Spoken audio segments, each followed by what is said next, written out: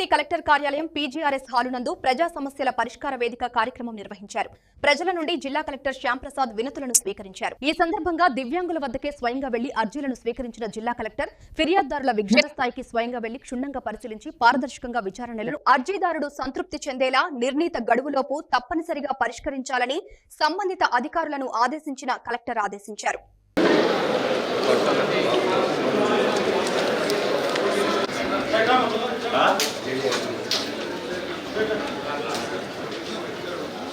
అంటే మీరేనా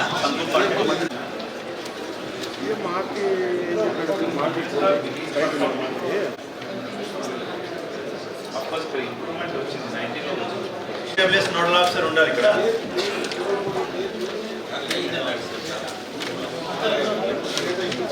ఈ అన్నదాత